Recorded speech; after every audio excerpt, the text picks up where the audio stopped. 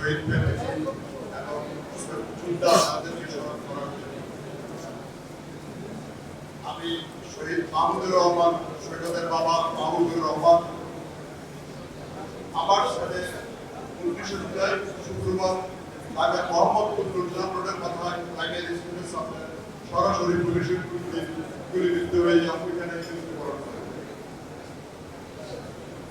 আমার ছেলে এবার ঢাকা কলেজে অলরেডি পরীক্ষা দিয়েছিল।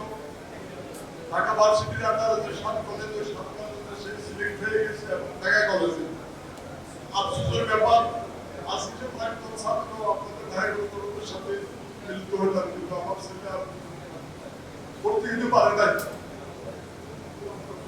অ্যাকচুয়ালি স্মৃতি অনেক কিছু বলা হয়, সময়টা খুব সংকীর্ণ।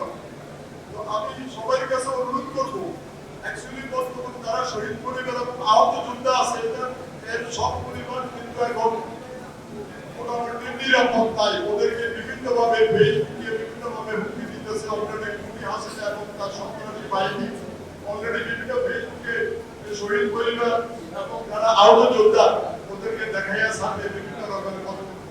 তো আমি আপনাদের কাছে অনুরোধ করতেছি, আপনারা এই ব্যাপারে সরকারের সাথে একটু করে যে ফেসবুকে যারা এগুলা দেয়, যারা এদেরকে দ্রুত অ্যারেস্ট করা হয় এবং আমাদের শহীদ পরিবার এবং যারা আহত যোদ্ধা এদের জন্য একটা সিকিউরিটির ব্যবস্থা করে হাসপাতালে, কারণ আমরা আছি এটা বিভিন্ন রকমের বড় ধমকি রাখিয়ে দিতেছে।